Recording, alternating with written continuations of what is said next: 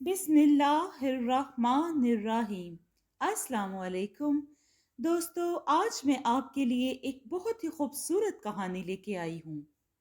लेकिन कहानी शुरू करने से पहले मेरी आपसे गुजारिश है, अगर आप मेरे चैनल पर नए हैं तो इसे सब्सक्राइब कीजिए और बेल आइकन को भी दबा दें ताकि दिलचस्प और बेहतरीन कहानियों का सिलसिला बर वक्त आपको मिलता रहे।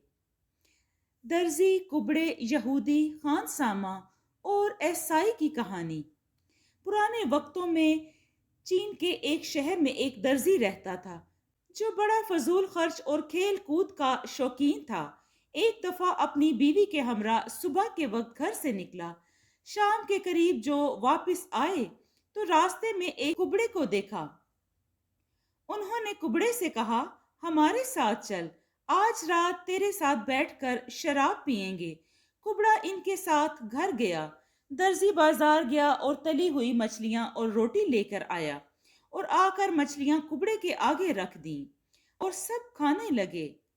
अब दर्जी की बीवी ने मछली का एक बड़ा टुकड़ा लेकर कुबड़े के मुंह में ठोंस दिया और अपने हाथ से इसका मुंह बंद कर दिया। फिर कहने लगी, इसे एक ही सांस में निगल जा, मैं तुझे चबाने ना दूंगी। कुबड़े ने निगल लिया। इसमें एक मोटा सा कांटा जो इसके हलक में चुभ गया, जिसके नतीजे में वो मर गया। दर्जी ने कहा, इसकी मौत हमारे हाथों लिखी हुई थी, अब क्या किया जाए। बीवी ने जवाब दिया, उठ और इसे अपनी गोद में ले, इसके ऊपर एक रेशमी रुमाल डाल और चल। मैं तेरे आगे चलूंगी, तुम पीछे पीछे आना। अगर कोई पूछे तो कहना मेरा बेटा है और मैं इसकी माँ हूँ। इसे हकीम के पास लेके जा रहे हैं ताकि इसे कोई दवा दे।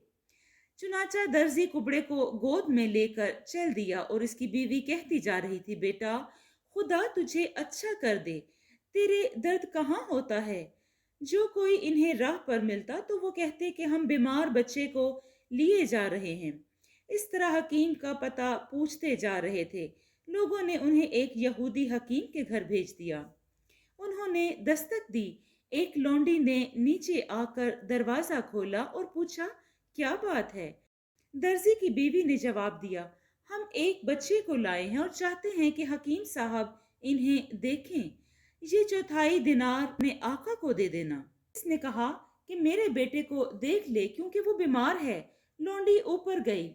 दर्जी की बीवी दरवाजे के अंदर जाकर शोहर से कहने लगी, कुबड़े को यहाँ लाकर छोड़ दो, फिर हम यहाँ से भाग जाएंगे। दर्जी ने कुबड़े को दीवार से टेक लगाकर खड़ा कर दिया और अपनी बीवी को लेकर चलता बना। लौंडी यहूदी के पास गई और कहने लगी, दरवाजे पर एक शख्स है जिसके साथ एक बीमार है। उन्होंने मुझे एक चौथाई दिनार दिया है ताकि तुझे दूं और तू इसकी नब्ज देखकर नुस्खा लिख दे। जब यहूदी ने एक चौथाई दिनार देखा तो फौरन अंधेरे में नीचे उतरा और उतरते इसका पांव कुबड़े पर पड़ा और वो गिर गया।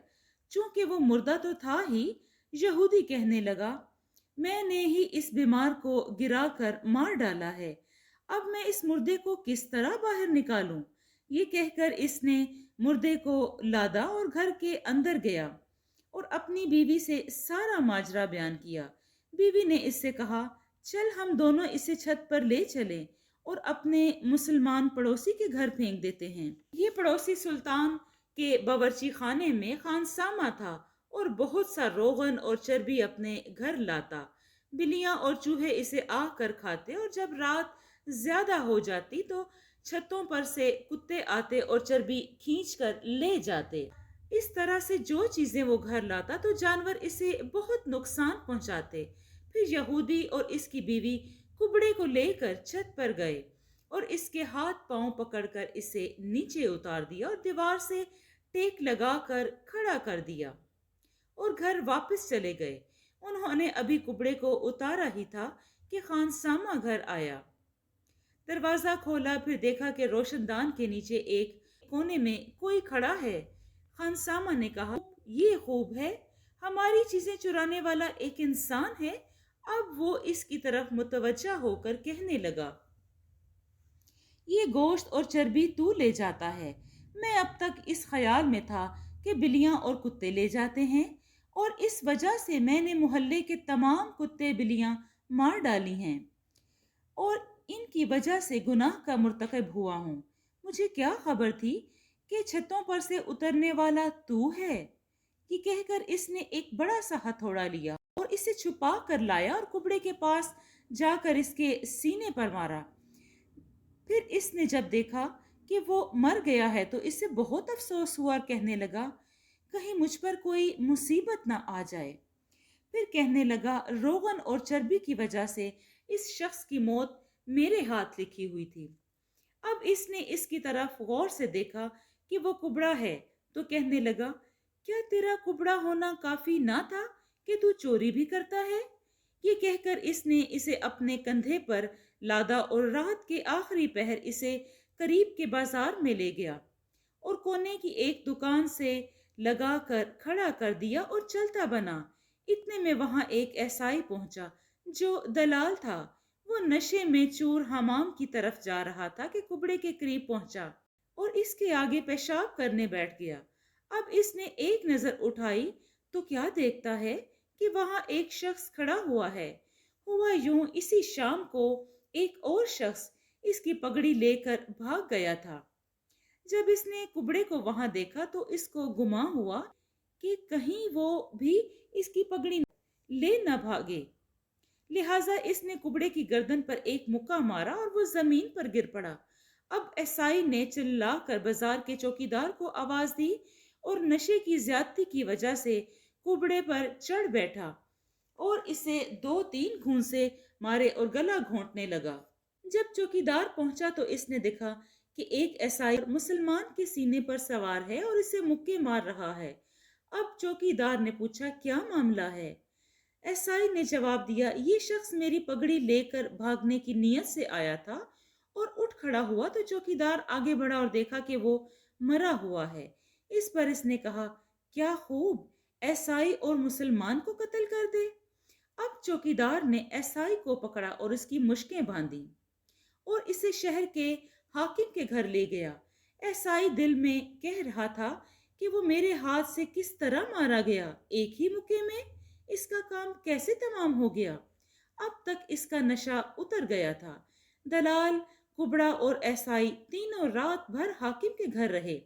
صبح کے وقت حاکم نکلا اور حکم دیا کہ قاتل کو پھانسی دی جائے اور جلاد کو حکم دیا کہ شہر بھر میں اس کا اعلان کروایا جائے۔ اس نے عیسائی کے لیے تختے لگوائے اور اسے ان کے نیچے کھڑا کیا۔ پھر جلاد نے عیسائی کی گردن میں رسی ڈالی، قریب تھا کہ وہ اسے لٹکا دے۔ اتنے میں وہ خانسامہ لوگوں کا مجمع چیرتا ہوا پہنچا اور دیکھا کہ عیسائی کو پھانسی پر چڑھایا جانے والا ہے۔ وہ جلاد سے کہنے لگا رک جاؤ، میں اس کا قاتل ہوں۔ حاکم نے پوچھا تو نے اسے کیوں قتل کیا؟